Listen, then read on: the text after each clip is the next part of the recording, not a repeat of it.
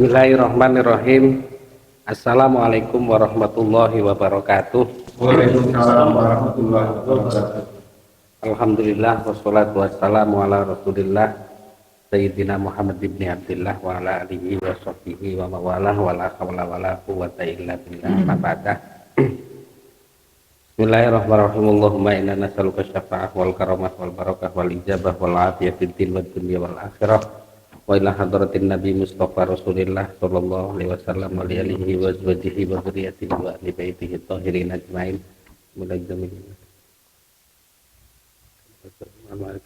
Jami'a sahabi Rasulillah ajmain. Khususan ila arba'atil khulafa'ir rasyidin Abu Bakar Siddiq wa immatil mujtahidin khususan ila Abu Hanifah Malik bin Syafi'i bin Rizal Hambal ila jamil awliya illah musyarikil ardi damal gharibi innama kanu qariyabah fiha khususan ila bati zaman saitan muslim syaikhullah ini asal korni datelan muslim ini dipatati wa wal kafi wa sofyan sori wa tajudin ahmad bin Muhammad bin kan dari wa ila sabul abbas muslim jadi betul kan biasa qadir jalani wa ila Muhammad bin Muhammad Imam al-Ghazali at-Tusi jamilah lil qubur minal mu'minin wal mu'minat wal muslimin wal ahya'i minhum wal amwat Allah yaqina bi hidayatihim wa yamudduna bi madadihim wa yaqauna bi anwarihim wa ulumihim fid din wad dunya wal akhirah. Lahumul Fatihah. Bismillahirrahmanirrahim. Alhamdulillahirabbil alamin arrahmanirrahim maliki yaumiddin. Iyyaka na'budu wa iyyaka nasta'in ihdinas siratal mustaqim siratal ladzina an'amta 'alaihim ghairil maghdubi 'alaihim. Amin.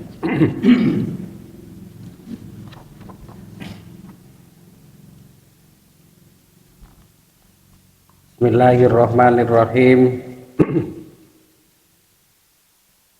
Malam ini kita mulai membaca kitab Mukhtasar Ihya Ulumuddin. Mukhtasar itu adalah ringkasan kitab Ihya Ulumuddin karya Imam Ghazali yang meninggal di tahun 505 Hijriah, berarti awal abad ke-6. Beliau adalah intelektual muslim yang ilmunya sampai sekarang, yang buku-bukunya masih dibaca oleh orang-orang Indonesia, terutama yang ada di pondok-pondok pesantren. Awal Imam Ghazali itu berubah dari pemahaman fikih yang lahiriah itu pada saat beliau kena kritik dari adiknya ketika adiknya itu bernama Ahmad bin Muhammad Al-Ghazali At-Tusi. Ketika ibunya memerintahkan adiknya Imam Ghazali, Ahmad bin Muhammad Al-Ghazali, untuk makmum terhadap beliau, tapi kemudian Imam Ghazali Ahmad bin Muhammad itu adiknya menjawab bahwa bagaimana saya mau makmum orang yang ketika sholatnya tidak menghadap ke Allah. Maka setelah kritik itu beliau akhirnya menggali al-ihsan. Ihsan itu adalah jadi iman itu keyakinan yang berputar di otak, Islam itu adalah perilaku, dan ihsan itu yang menyalakan. Jadi yang menyalakan iman menjadi perilaku itu adalah ihsan. Lah akhirnya Imam Ghazali kemudian merubah jalurnya menjadi memperdalami tentang ihsan. Akhirnya setelah itu beliau mengarang di Jami' Umawi. Jami' Umawi itu dulu markas dari pemerintah Bani Umayyah. Setelah lengsernya Ali bin Abi Thalib itu kemudian digantikan oleh Muawiyah bin Abi Sufyan, kemudian kepemerintahannya dipindah ke Damaskus. Nah, disitulah beliau mengarang kitab Ihya Ulumuddin dalam waktu uzlahnya. Jadi ada kronologinya kenapa kok ke Ihya gitu. Karena agar sholatnya seseorang itu bukan hanya gerakan lisan saja, tapi juga gerakan hati gitu. Ini kemudian salah satu karya yang sangat berharga untuk umat Islam adalah Ihya Ulumuddin. Karena Ihya Ulumuddin sangat tebel itu ya, kalau dibaca puluhan tahun maka kita memakai mukhtasornya, ringkasannya. Iya. Nah, ringkasan saja kita langsung ke Rubu'ul Munjiyat.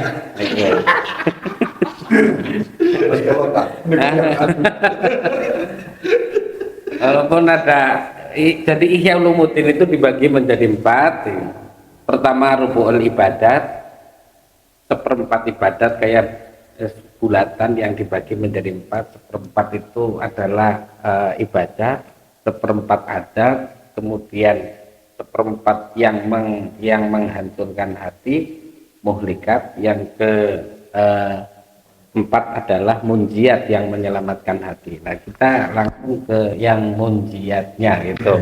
Karena rusak karena syariat itu sudah pada tahu sendiri lah ya, sudah tahu sendiri gitu.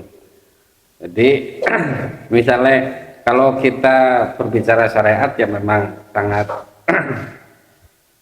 banyak sekali itu banyak sekali pendapat-pendapat gitu.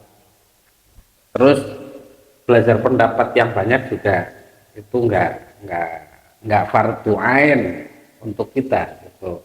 Fardhu ain itu setiap muslim wajib mengetahui dan mengerti banyaknya ilmu dari madhab ini, madhab itu dan lain sebagainya, itu bukanlah fardhu ain gitu. Tapi sebagian orang punya kewajiban itu, hanya sebagian kecil saja gitu. Lah kita nggak punya kewajiban sama sekali. Gitu.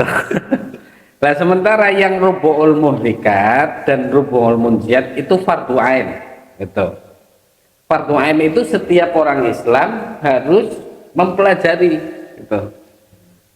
Harus mempelajari karena agar hatinya bisa selamat, agar hatinya tidak terkontaminasi dengan kerusakan gitu. Maka ini adalah fardu untuk setiap orang muslim gitu.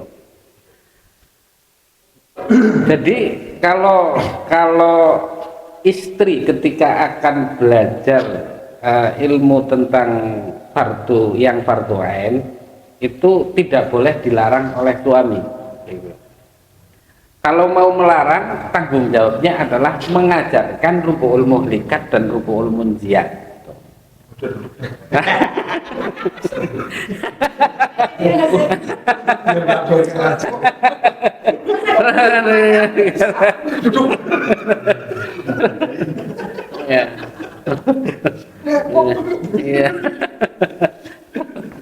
Iya. Jadi kalau yang lain belum mempelajari mereka itu fikih-fikih yang mendalam itu enggak perlu gitu. Tapi yang perlu ini karena apa? Karena fardhu ain hukumnya. Setiap orang Islam wajib mengetahui baik laki-laki maupun perempuan. Lah di dalam kitab Rubu'ul Munjiyat itu ada 10 bab. Tobat, ridho, terus syukur, ikhlas dan lain sebagainya, itu ada 10 bab yang nanti kita akan menemukannya setelah ini. Jadi bab pertama Imam Ghazali membukanya dengan tobat. Bismillahirrahmanirrahim. Al-babul hadi wa talatun fit taubah. Bab yang ke-31 menerangkan tentang taubat. Wa fihi fusulun. Di dalamnya ada beberapa pasal, yaitu 10 pasal. Awwaluha huwal awal min rubu'ul munjiat. Bahwa taubat itu adalah bab pertama dari seperempat yang menyelamatkan manusia. I'lam anna taubata ibaratun an makna yantadimu min salasati umurin ilmun wahalun wa fi'lun. Ketahuilah bahwasanya taubat itu adalah ibarat dari keteraturan tiga hal. Yang pertama adalah ilmu, yang kedua hal, dan yang ketiga perbuatan.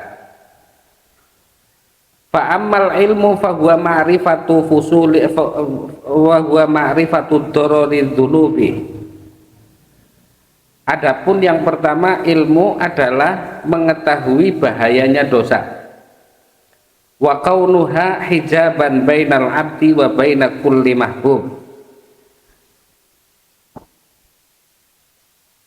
Keberadaan dosa adalah penghalang antara hamba dan antara segala yang dicintainya. Fa idza wujidat hadhil ma'rifat saro minha hal fil qalbi. Jika telah didapati kemakrifatan saro minha hal fil qalbi, maka akan tumbuh di dalam dirinya, akan terefek di dalam hatinya hal. Hal itu adalah kondisi gitu, kondisi batin gitu. Wahya ta'allum bi khaufi fawatil mahbub, yaitu rasa sakit karena takutnya karena rasa takut akan terlewatkannya yang dicintai gitu. Wa huwa an-nadam, itu adalah penyesalan. Wa bistilaihi yatu iradatut taubah.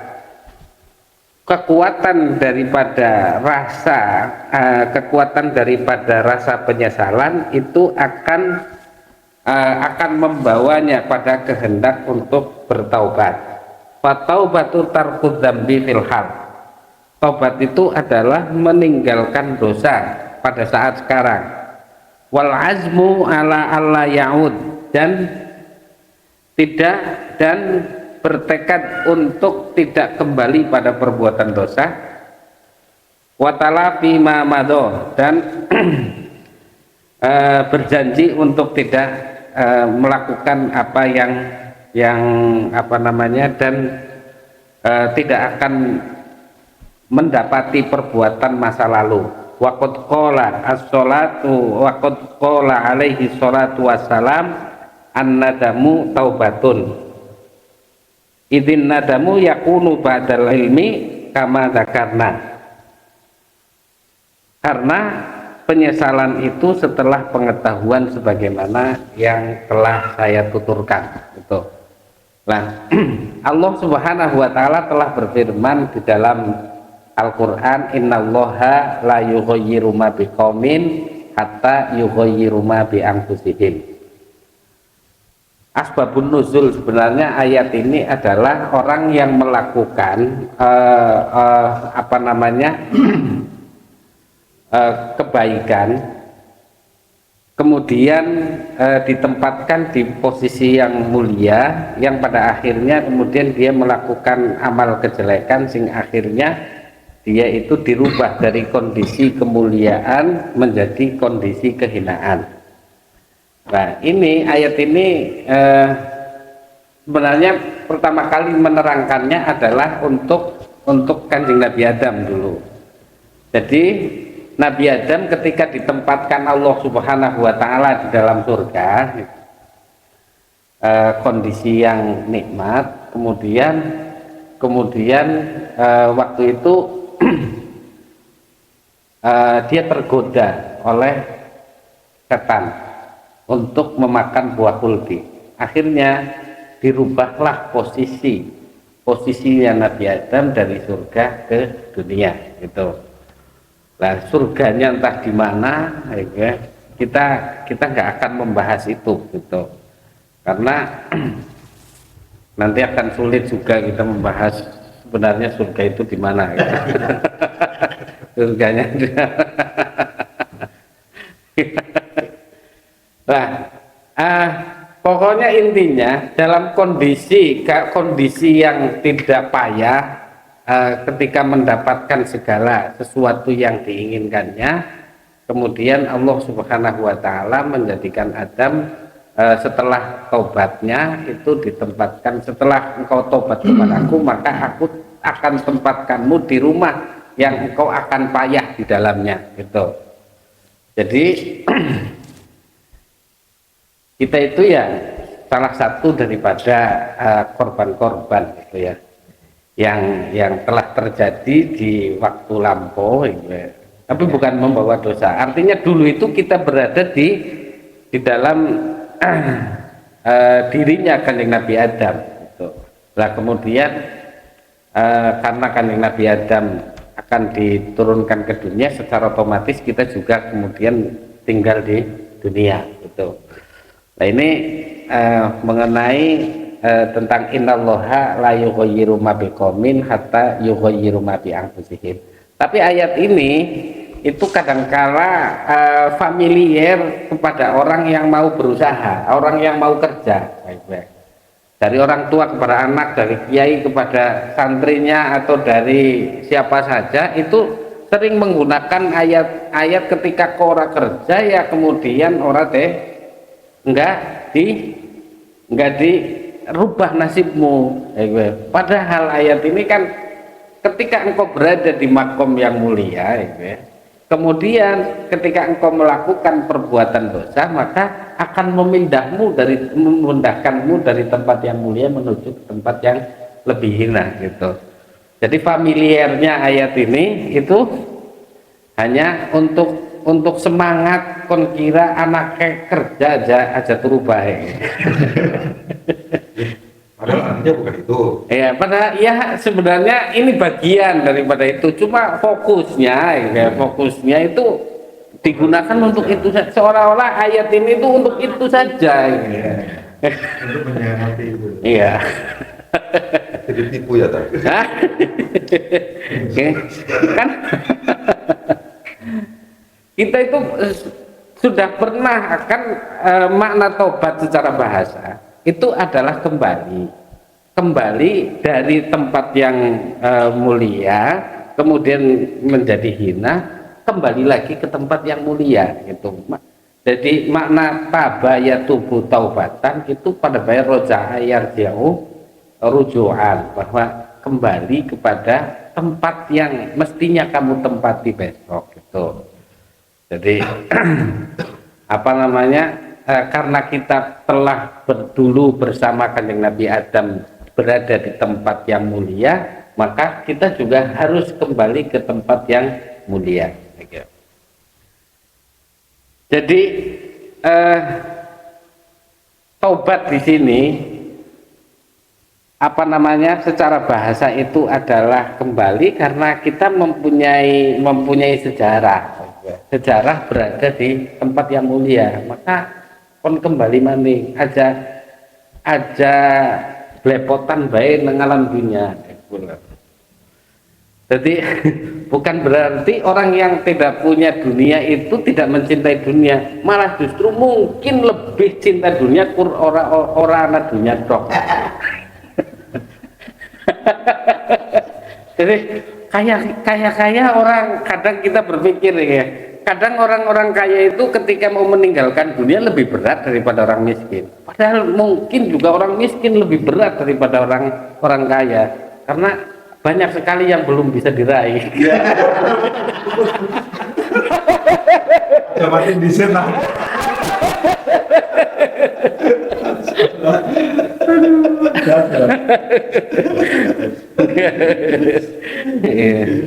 Iya itu. Jadi kan kembali. Nah, itu secara bahasa. Sementara secara syariat secara istilah bahwa taubat itu adalah urutan dari 3 hal. Yang pertama adalah ilmu, hal, dan amal. Ilmu itu adalah mengerti dulu tentang bahayanya dosa. Kalau seorang tidak mengerti bahayanya dosa, maka dia tidak pernah akan meninggalkan dosa sampai kapanpun gitu ya. Makanya yang hanya selain pawang yang hanya mau memegang ular kobra itu adalah anak kecil gitu. Karena anak kecil tidak mengetahui bahaya bisa yang ada di dalam ular kobra gitu ya.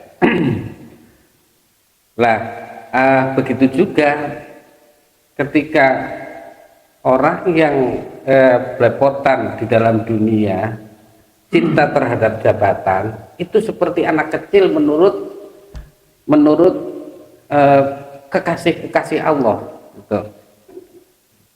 Di situ tuh hanya sedikit orang yang bisa selamat gitu. Apalagi hidup di zaman yang seperti ini, jarang sekali yang bisa selamat gitu. Karena kaya-kaya kita itu berada di dalam lingkaran setan. Nek ora korupsi ke ora setia kawan lah gitu. Jadi orang-orang yang bersih itu adalah orang yang aneh gitu. Tapi ini dipuji oleh Kanjeng Nabi dengan mengatakan tubalil ghuraba gitu. Berbahagialah bagi orang yang aneh gitu. Ini pernah aneh kebaikan.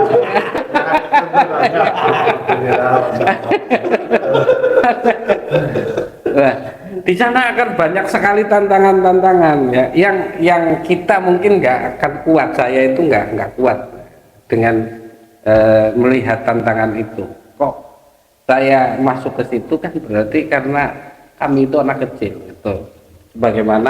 Sebagaimana tadi yang saya katakan bahwa anak kecil itu ya mau memegang ular kobra selain perawan. Nah, kalau dia sudah dewasa kemudian mengerti bahwa ular itu berbisa dan akan membunuhnya, pasti dia akan lari gitu. Lah begitu juga taubat. Ketika seseorang itu mengetahui dengan pengetahuannya bahwasannya tobat itu bahayanya adalah akan menghijab antara hamba dengan Allah Subhanahu wa taala, maka dia akan lari dari perilaku, dari perbuatan tersebut gitu. Dan mungkin hanya ahli ati sing orang yang akan melihat bahwa ini siksaan yang luar biasa, terhijabnya hamba dengan Allah Subhanahu wa taala. Tapi bagi orang awam bahwa dosa itu menghijab seorang hamba dengan Allah, ini bukan sesuatu yang menyakitkan. Bukan sesuatu yang menyakitkan.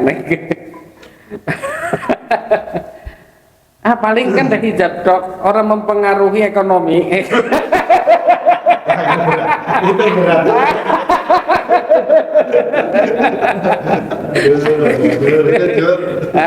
Pilih tobat tapi pilih 1.000 Jur. Karena kita perlu.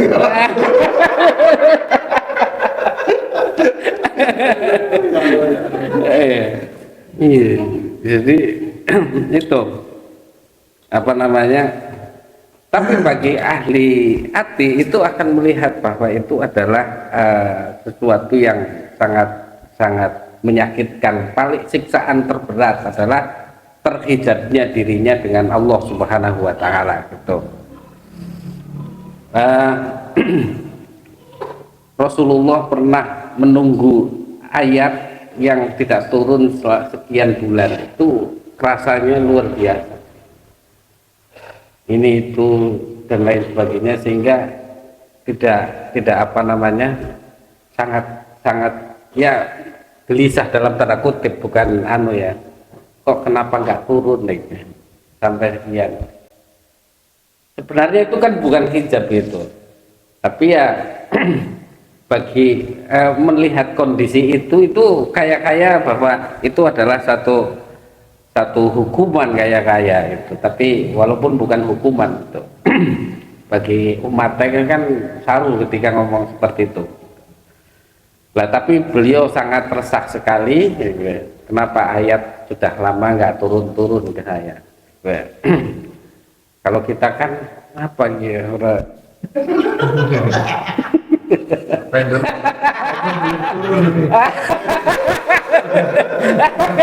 Akhir bulan.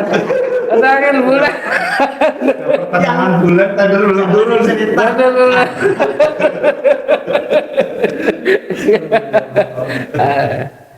Ya itu sangat menyiksa sekali bagi mereka. Nah, untuk lebih jelasnya itu ada satu kisah bahwa dia merasa kegelisahan yang luar biasa. Kenapa itu? Dari mana datangnya kegelisahan itu? Jadi dia merasa nggak punya hati. Gitu. Pada suatu saat kemudian beliau itu melihat ada orang yang anak kecil dicambuk oleh ibunya, kemudian dia dihukum oleh ibunya untuk di depan rumahnya saja. Nah waktu itulah baru dia memiliki hati bahwa ibunya tidak mungkin melakukan itu kecuali karena rasa kasih sayang gitu. Dan ketika Allah membuat saya seperti ini itu karena kasih sayang Allah kepada saya, baru memiliki hati, dan itu dibukanya hijab itu kebahagiaannya luar biasa gitu. Allah. Nah, kebuka ekonominya. Belakangan itu. Sadaran itu. Dalam kondisi ini tuh yang penting yang sadar itu. Seperti ini. Ya itu dororul bahayanya dosa seperti itu, sehingga ketika dia melakukan sesuatu yang tidak sesuai dengan syariat, maka dia akan merasakan penyesalan yang luar biasa. Lah penyesalan ketika sudah melingkupi hati, memenuhi hati, itu kemudian akan mengefek pada pertaubatan kepada Allah Subhanahu wa taala. Maka Rasulullah mengatakan bahwa an-nadamu taubatun. Taubat penyesalan itu adalah taubat. Ini bukan berarti hanya penyesalan saja. Itu disebut taubat. Tapi inti daripada pertobatan itu adalah penyesalan. Kayak al-hajjul arafah, haji itu adalah arafah. Tapi bukan berarti arafah toh kemudian dia itu sudah cukup untuk dikatakan sebagai orang yang haji. Itu arafah toh liane nggak dilakukan, maka ya tetap hajinya tidak sah gitu. Tapi inti yang terbesar dari haji itu adalah Arafah, dan inti daripada pertobatan kepada Allah Subhanahu wa taala itu adalah penyesalan gitu. Nah, dari penyesalan di sini itu tidak cukup, harus ada azm atau keteguhan hati untuk azm ala ayyaud, untuk tidak kembali pada dosa. Jadi dia berkeyakinan bahwasannya dosa sebelum tobat, 70 dosa sebelum tobat itu akan lebih tidak lebih berbahaya daripada satu dosa setelah tobat. Jadi nilainya sudah beda. Ada tobat di situ.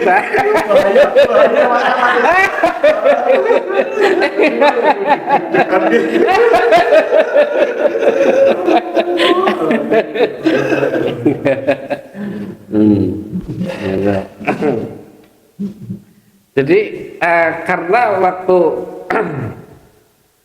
awal dia dia melakukan kemaksiatan di dalam 70 kemaksiatan itu mungkin karena ketidakberdayaan melawan hawa nafsunya itu, sehingga dia melakukan dosa terus gitu.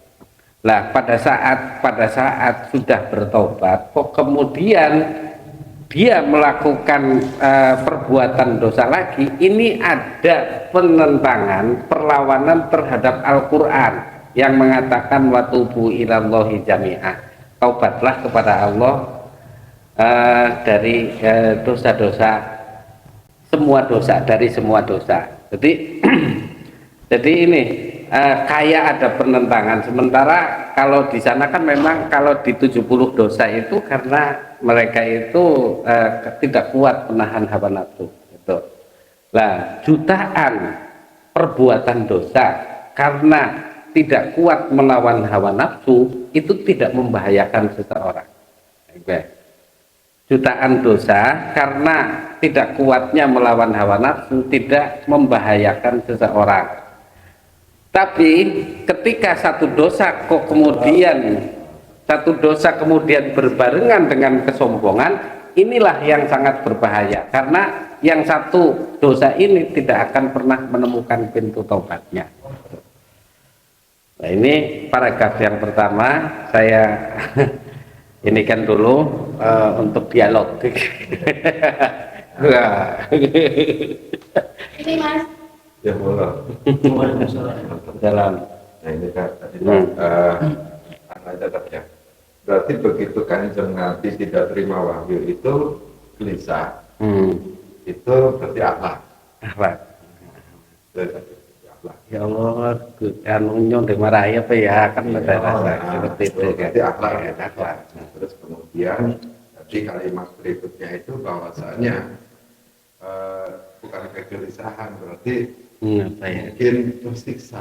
Tersiksa ya. Berarti neraka itu sesungguhnya kita nggak bahas neraka surga sebenarnya, Ya. cuman nyumpil aja. Hmm. Neraka itu pada saat kita terhijab itu sebenarnya kita sedang ada di neraka. Ada di neraka. Ya.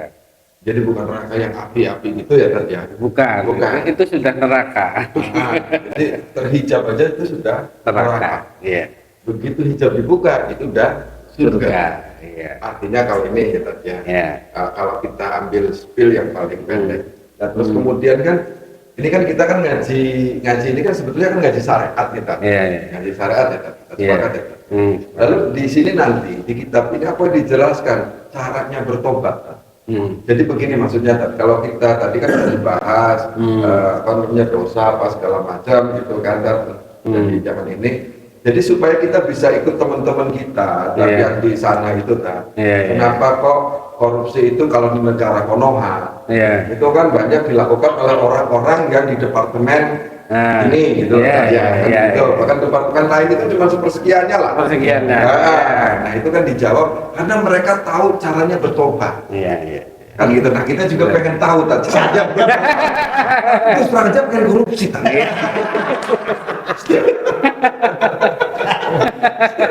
Kalau itu kayak puasa, Oh gitu ya kan. senang makan, Iya. senang. Terus perbuatan yang dihalalkan pada di luar Ramadan puasa kita senang. Iya. Tapi kita karena imannya itu kita terpaksa tidak.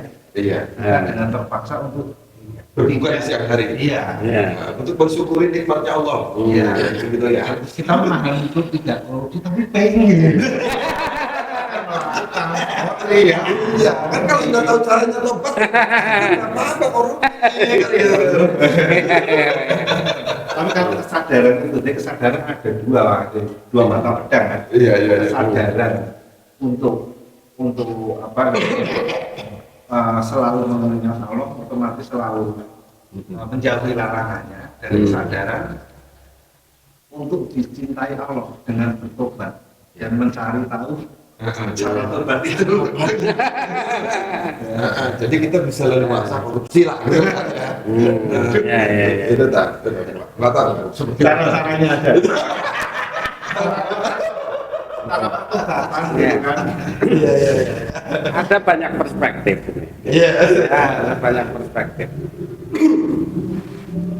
Jadi ketika kita mengerti tentang Ar-Rahman, bahwasanya Allah Subhanahu wa taala Maha Kasih gitu, dan kasihnya lebih besar daripada dosanya, gitu, daripada dosa hambanya. Inilah yang menjadi kesalahan dalam mengambil konklusinya, gitu. Bahwa bukan maknanya ketika engkau beriman kepada Ar-Rahman itu, engkau akan merasa bahwa gampang tobat tahe, Pasti di sepuro ini. pasti di sepuro, ya. Lah, kesalahan dalam mengambil konklusi inilah yang kemudian akan menyesatkan banyak orang, gitu. Termasuk di sebuah institusi yang konon banyak mengetahui Ar-Rahman.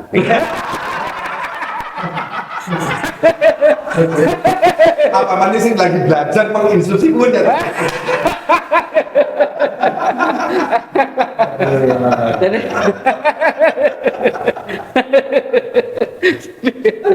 Ya, Pak. iya. Tapi susah memungkiri bahwa rahmat Allah itu, Ar-Rahman itu terbatas kayak gitu kan. Iya, iya, iya. Susah loh memungkiri kalau Allah itu rahmatnya, pengampunannya itu, kasih sayangnya itu terbatas kan, kayak gitu kan. Tapi kalau udah tahu disengaja, mungkin dari bawahnya di situ ya. Iya. Akhirnya menentang Quran Iya. itu bahaya itu kan. Bahaya. Mungkin itu ya, kalau udah tahu tapi itu malah lebih bahaya ketimbang hanya aku pengen butuh duit. Ya, ya tadi saya mengatakan bahwa 70 dosa sebelum dia bertobat itu lebih berbahaya daripada satu dosa yang dilakukan setelah bertobat. Ini aja tobat disin. Nah, kan? Atau tidak tahu, berarti ketidaktahuan itu. Ya orang ngerti.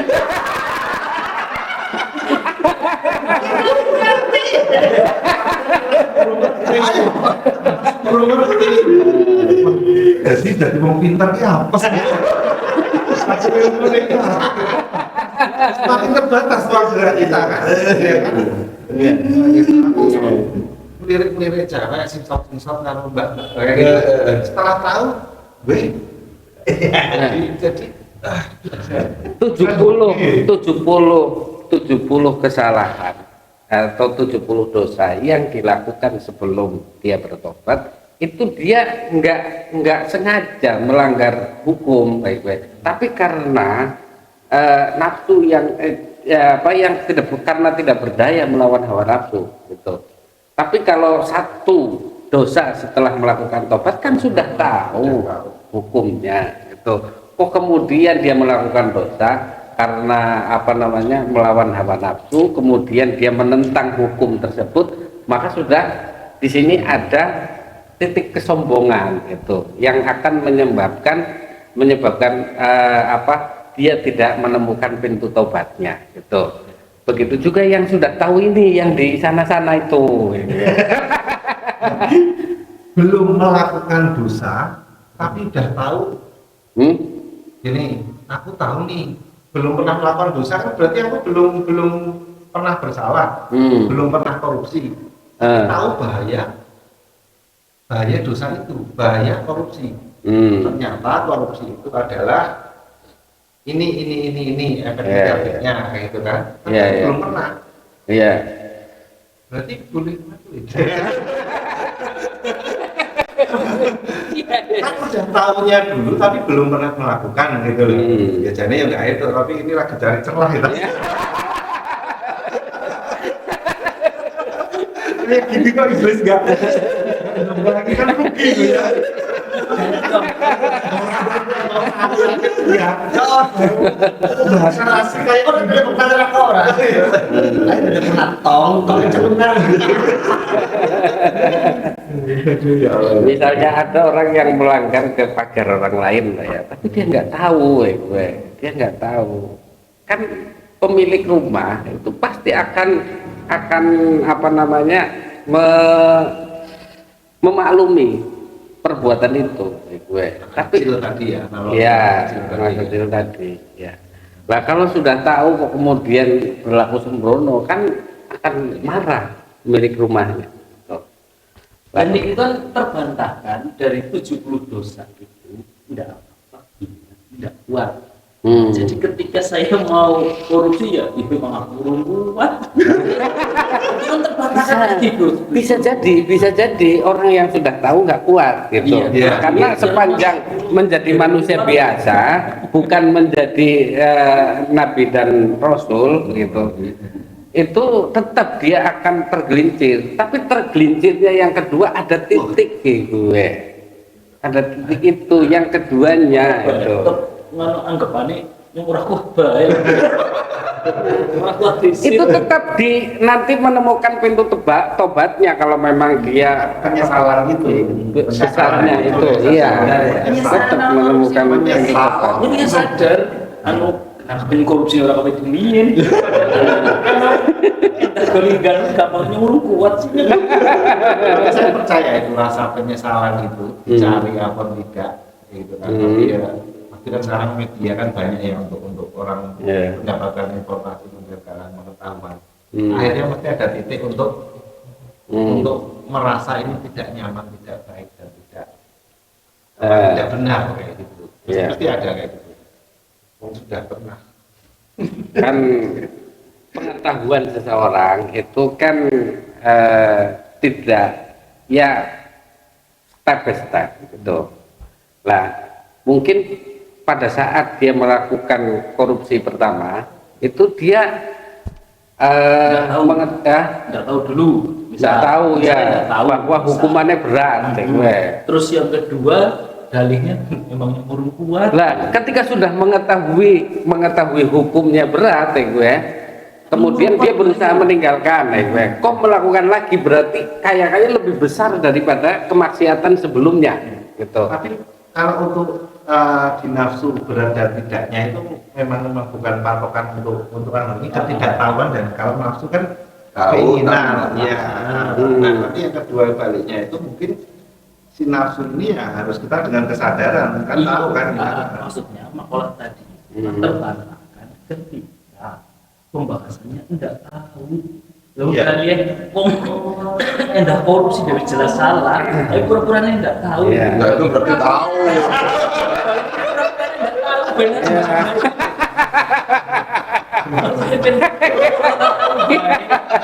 Iya. Tapi kalau tetap saya menggarisbawahi kesadaran. Kalau tahu banyak sekarang tahu, masa Anda tahu? Anak kelas 5 SD pun korupsi adalah tahu kan kayak gitu.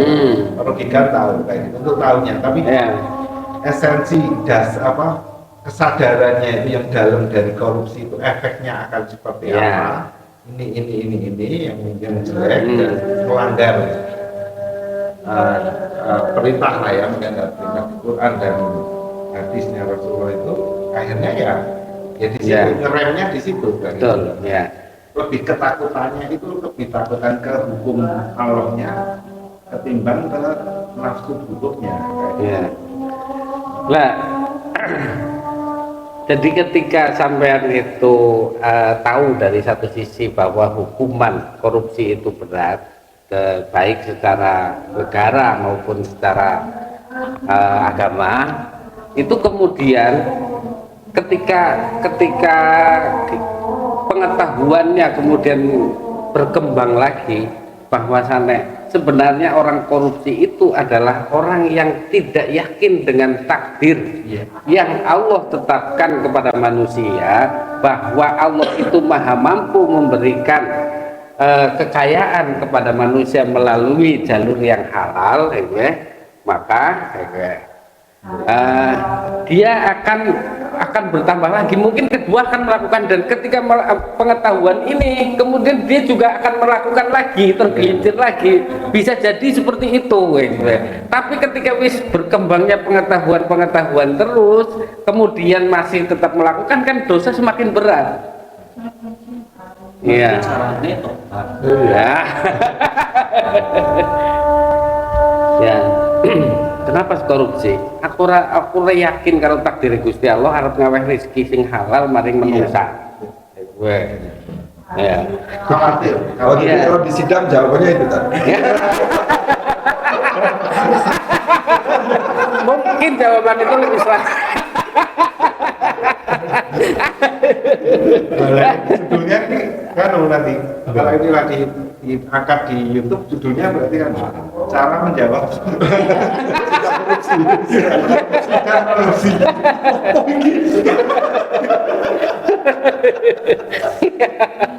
Nah, itu jadi perlawanannya semakin banyak itu dari pengetahuan yang mipil masuk gitu.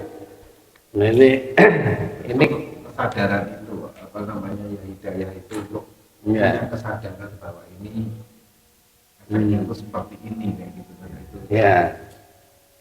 Lah, Fudail bin Iyad dulu adalah pimpinan perampok di daerah di apa namanya gang yang bernama Merweh apa itu tulisannya MEWR gitu ya Mewer. Nah itu Fudail bin Iyad itu di situ sebagai pemimpin perampok. Tapi kemudian ketika datangnya ayat yang mengatakan alam yakni lil ladzina amanu an takhsha'a qulubuhum li dzikrillah, telah datang waktunya bagi orang yang beriman hatinya tertunduk kepada Allah Subhanahu wa taala. Lah pada saat itu ayat 1 ini menggetarkan hatinya Fudail bin Iyad, sing akhirnya beliau meninggalkan seluruh kejahatan yang dilakukan. Lah tapi ketika ini misalnya setelah beliau mengetahui ada ayat alam yakni lil ladzina amanu an takhsha'a qulubuhum li dzikrillah, kemudian kembali lagi, ini lebih berat dari sebelumnya. Tapi potensi karena manusia biasa akan tergelincir dalam kemaksiatan lagi. Tuh. Butuh pisan. Wong kadang ya ada SPP. Ada wisuda. Setidaknya mengurangi karena kesadaran korupsi ini yang tadinya brutal karena kesadaran itu ya mandang memper lah di memper Ya, itu bahasanya bermain cantik gitu.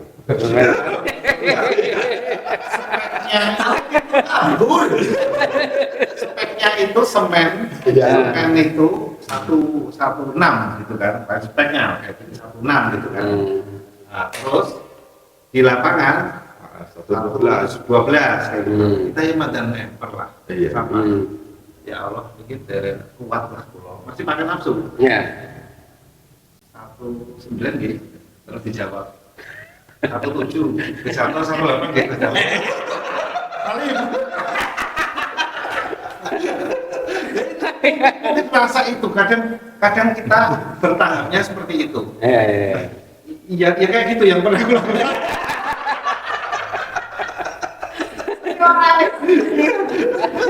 Itu susahnya di Indonesia di coklat itu susahnya di situ memang nggak bisa. Ini akhirnya kayak gitu. Tapi sadar itu udah ada, pengetahuan sudah ada karena udah kita di atas putihnya 16, itu praktiknya 112. Tapi kalau tegang itu banget lah, cuma dan meter lah. Terus kita 18 kayak gitu. 18 karena yang dua, yang semen 2 itu, ya Allah, ini semen yang kali itu mereka loh, ampun dijatuhkan ke saya loh, kan saya harus ngaplopi sana. Bilangnya juga, ini kalau jadi 16, mati selisih 16 itu ya, sekali sesak gitu.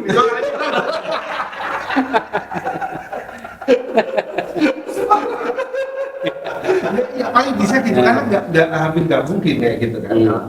Berlangsung kalau mau ekstrim del kayak gitu kayaknya ya kecuali aku anaknya sama ya apa lah itu juga tunjuknya tapi akhirnya selama tahun diberi kekuatan yang mau berproses gitu benar-benar keluar Jadi mereka yang di sana belum tentu tahu, benar-benar tahu tentang ihsan itu. Kalau mereka itu mengetahui tentang ihsan, tentu keimanan akan menyala menjadi Islam. Islam itu adalah perilaku, gitu. Jadi kalau ada ihsan pasti, gitu. Jadi ketika imannya masih berputar di dalam otaknya, itu mereka nggak mungkin akan selalu seperti itu, gitu. Tapi kalau sudah menjadi ihsan itu akan menjadi perilaku, akan menjadi otomatis gitu. Bahkan kalau orang yang memang sudah ihsan, apapun itu bisa menarik dirinya untuk bisa bertobat kepada Allah. Apapun kejadiannya itu bisa menarik diri untuk bertobat kepada Allah. Contoh begini, ada burung yang bernama sekue itu yang harus melintasi samudra ketika terbang sekitar ada yang 7.000 mil dan lain sebagainya. Ada yang di atas samudra itu selama 11 hari gitu. Itu kan karena menghindari kebinasaan ketika datangnya musim dingin di daerah tempat tinggalnya, kemudian mencari penyelamatan. Nah, kejadian seperti itu bagi orang yang ashabul qulub, yang mempunyai hati, itu akan berpikir bahwasannya untuk menghindari kebinasaan yang singkat saja, mereka berani terbang ribuan mil. Jadi untuk kita untuk menjadi orang yang akan bahagia selama-lamanya besok di akhirat. Kok kenapa nahan setitik gitu? Kan waktunya 60 hari, ibadahnya kan orang mungkin 60 tahun kan.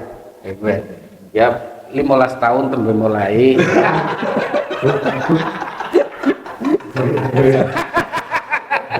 Sedikit demi sedikit ya. Paling banter ya tembe 10 tahun lah gitu. Nah itu kok untuk menahan sedikit sampai 60 tahun kita nggak berani seperti burung menahan derita terbang tinggi sampai ribuan mil demi untuk tidak binasa di daerah itu. Kok kita nyaman di daerah dingin di daerah dingin kemaksiatan. Terus saya hubungannya dengan kita misalnya ini karena ini syariat ya Tat ya. Yeah. Misalnya melakukan sholat tobat. Nah itu kan kadang sholat tobat itu mungkin belum menyesal. Tapi kan anteng hati. Iya kok. Dia akhirnya ini sudah dosane gitu. Yeah. Tapi dosa Sholat apa tobat mungkin. Itu sholat tobat bela. Yeah. Nah itu gimana? Itu kalau nggak memenuhi 3 persyaratan itu nggak akan pengaruh terhadap dosanya gitu. Ya, tobat itu harus adanya ilmu, hal dan amal gitu. Ya, ilmu itu mengetahui bahayanya dosa, hal itu adalah efek daripada ilmu yang telah kita ketahui. Kemudian setelah itu azam untuk taat kepadanya dan menjauhi yang dilarang oleh Allah, yang telah kita lakukan, perbuatan dosa yang telah kita lakukan sebelumnya. Itu intinya dosa. Nah, sholat tobat merupakan bagian daripada amal. Bagian dari amal, bukan amal. Bagian proses tobatnya. Bukan dari proses tobatnya. Iya. Kalau di sholat tobat itu memohon minta lebih kekuatan lebih untuk bisa memenuhi tobat itu mungkin kan nggak kuat nih kuat nih dengan 16 ya bukan nih kayak gitu bukan makanya kita masih di 18 kan kayak gitu atau tidak menerima proyek itu kan karena memang nggak bisa lepas dari 18 minimal. Makanya kita sholat tobat untuk memberitakan itu masih proses saja ya belum tobat belum tobat. Seperti membaca istighfar ya Pak? Seperti membaca istighfar itu juga belum namanya tobat. Tobat itu harus 3 urutan itu. Aku habis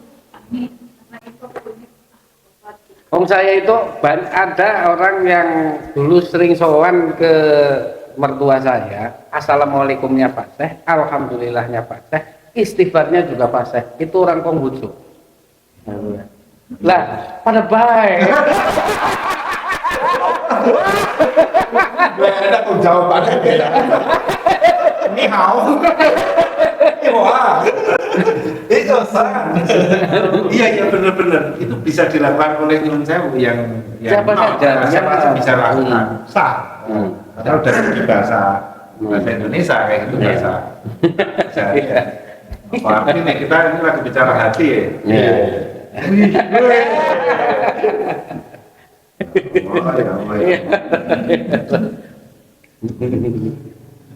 Iya.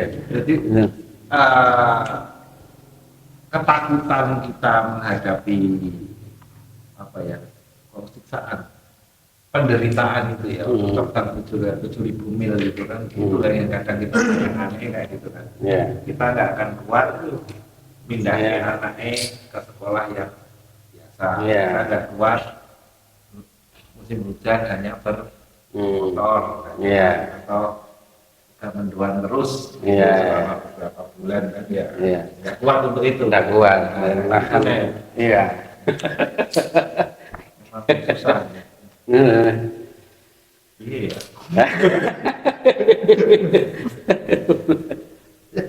Sebetulnya tuh yang nyata orang itu kan kayak gitu. Ini aku ini lupa. Iya itu. Nafsu itu ada unsur untuk yang jelek ya, ada unsur dari bisikan setan apa. Kadang kita kan memojok mendiskreditkan nafsu. Mendiskreditkan nafsu itu selalu jelek kayak gitu. Nafsu itu banyak memojok-mojok itu jelek. Sebenarnya awal Allah menciptakan nafsu itu hikmah, ada hikmah untuk manusia. Gitu.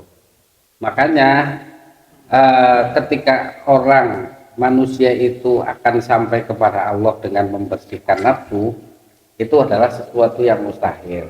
Karena nafsu diperlukan oleh manusia. Itu. Karena nafsu makan kok maling apotek.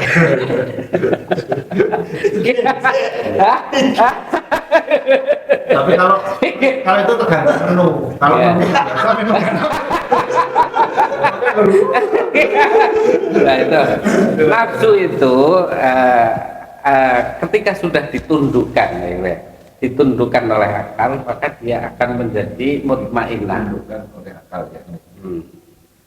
Nah, ketika dia masih liar, maka dia akan selalu fokus pada kemaksiatan, selalu fokus pada kenikmatan dunia.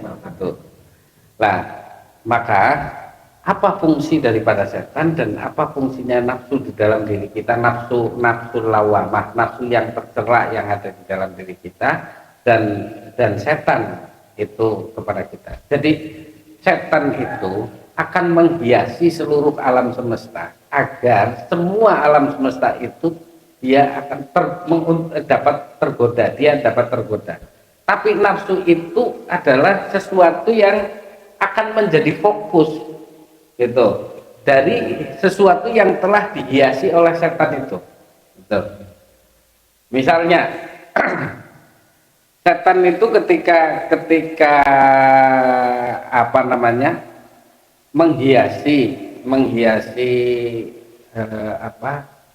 pasar online ya kayak Shopee terhadap istri-istri kita gitu kan baru ketika ndelang itu dihiasi semua gitu. Kadang kan jarang sekali orang yang membeli karena butuh, tapi dia akan membeli karena keinginan. ya seberapa paling kalau karena butuh itu karena memang nggak ada uang untuk boleh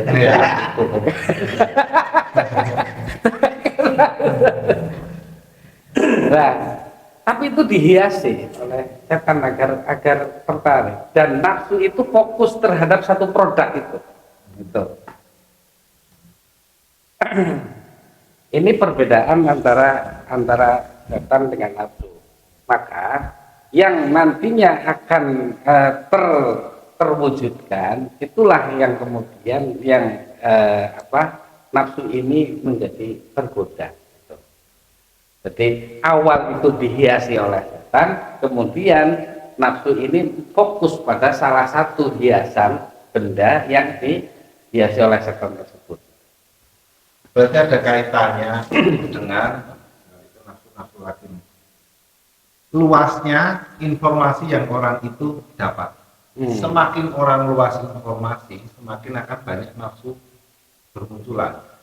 Nafsu yang negatif itu. Mamanya aku hidup di hutan, zaman dingin, gunung, ya kan?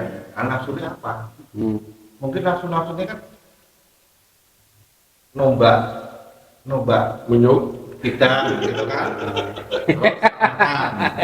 Paling besok pengen kebul lah, kayak gitu paling hanya segitu, nggak akan, karena terlalu di era modern sekarang ini terlalu banyak itu kan informasi yang masuk akan hiasan itu kan, banyak informasi yang masuk. Seandainya kuper banget atau pedalaman atau memang kita tidak belajar apapun, tidak mengetahui informasi.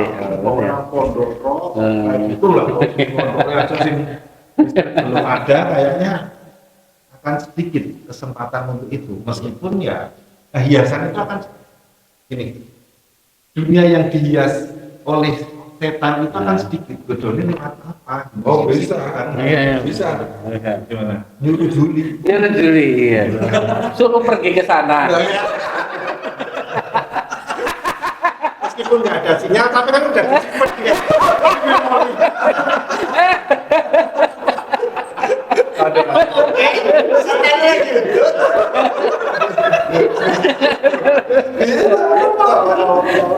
Jul, ada yang hutan Jul. Parani.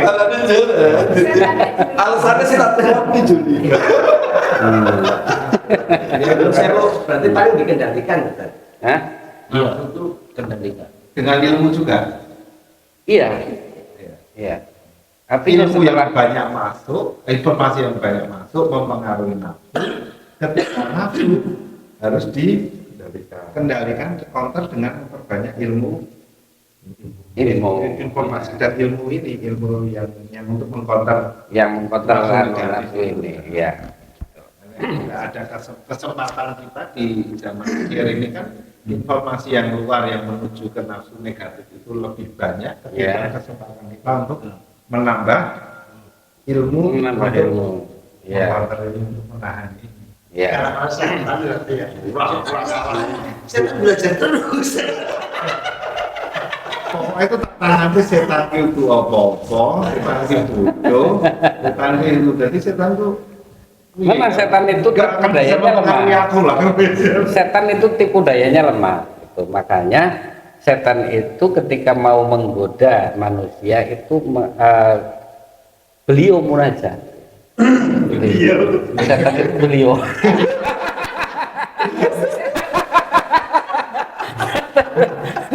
Munajat berarti pakai apa? Dia pakai kitabnya, terus ketemu ini perjanjiannya ini mana yang dibolehkan sama Allah menurut sesuai perjanjian. Bayanganku loh ya ini. Terus dia mengajarkan itu ya. Jadi dia itu ngerasa bahwa dia itu walaupun ingin mengajak teman-teman ke neraka, tapi dia ngerasa nggak punya daya dan upaya. Ini kelebihan setan, nggak merasa punya daya dan upaya. Manusia di atas setan. Basicnya itu ya, dia jadi nggak pedean ya? Nggak, dia nggak. Makanya berdoa. Ketika itu setan mengatakan, jangan beliau tapi ya.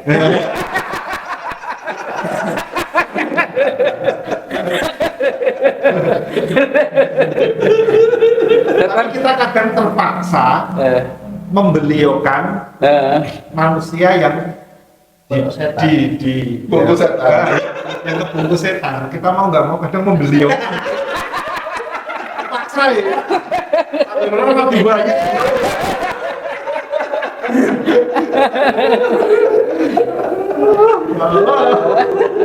Nyembah sopo jadi ya tadi itu tuh. Nah, yang terakhir itu tadi gimana? Munajat. Ya, jadi setan itu ketika mengajak terus dia menyadari bahwa aku nggak mampu. Akhirnya setan mengatakan fabi'in zatika sa'uhwiyanakum ajmain. Dengan kemuliaanmu aku akan memperdaya manusia semuanya. Dan itu diridhoi ya. Nah, dan itu diridhoi. Bukan diridhoi, dikehendaki. Dikehendaki. Ya itu sulah balik. Itu beliau lagi. Dikehendaki ya. Iya. Dikehendaki. Dan bagusnya setan kan tidak pernah melakukan itu. Dia itu cuma ngipas-ngipasi, ngendah-ngendah. Ya, setan juga tidak beli sope kok. Dia itu cuma ngipas-ngipasi. Ayo. Setan itu nggak punya nafsu gitu. Setan nggak punya nafsu, mungkin ya. Punya nafsu apa nggak setan itu? Setan itu dari golongan jin. Ya, jadi dia mempunyai ikhtiar sebagaimana manusia. Ya. Mempunyai pilihan, dia memilih untuk tidak sujud, itu pilihan dia sebagaimana manusia itu memilih untuk tidak taat.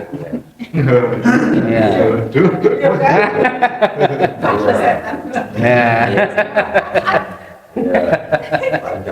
Panjang lagi Makan lagi dulu. Iya. Makan dulu. Makan dulu kan ada rakaatnya.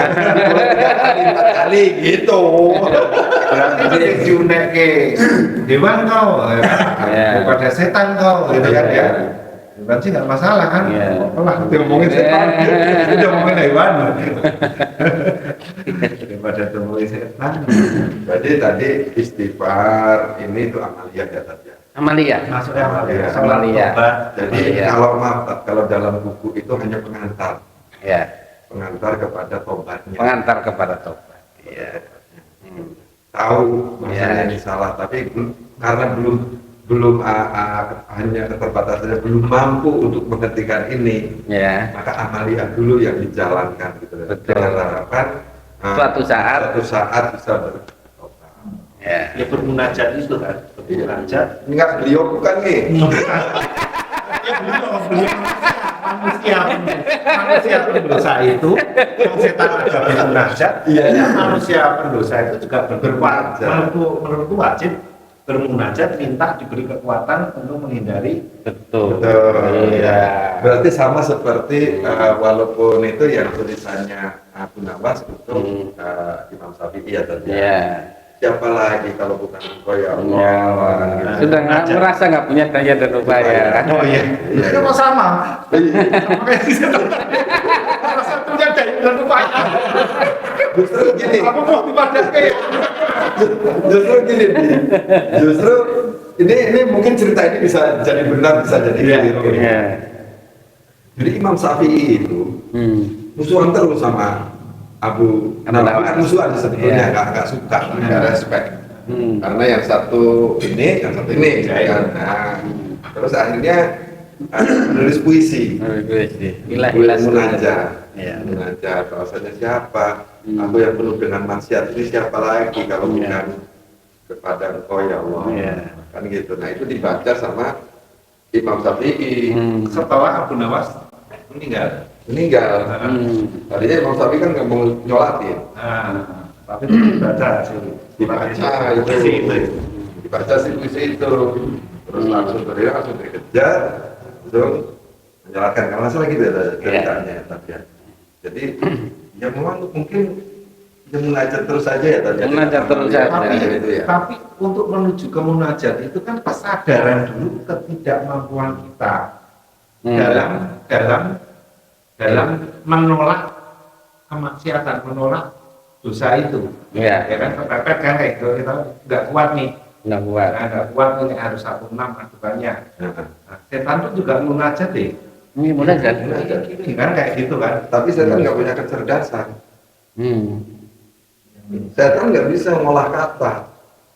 Oh iya. Kan nggak bisa kan bikin seperti apa namanya Abu Nawas seperti itu. Bahkan di situ kan Abu Nawas kalau kita pakai kata licik sekali loh. Licik sekali, ya. Karena kok belum batas. Aku nggak kuat di sini, aku sampean Gusti. kalau dibaca jangan batas. Tapi ini hatinya Abu Nawas kalau kita merasakan dari puisi itu sebenarnya kecondongnya. Ya. Aku nggak aku yang pasti.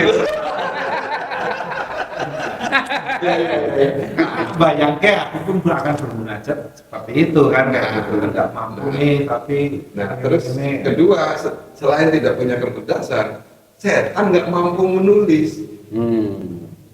Jadi orang duwe karangan seperti Imam Ghazali kan dari karangan. dari Iya. Kita nulis dari kita.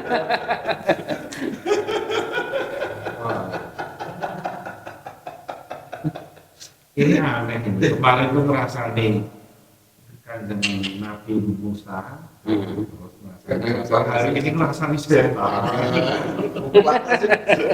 Anak siapa kan? Ya Allah, dari orang aneh ini. Saya tutup padahal bukan nggak tahu Ustaz tapi minta. Alhamdulillah kita sudah separagraf banyak. Semoga mendapatkan kemanfaatan dunia akhirat.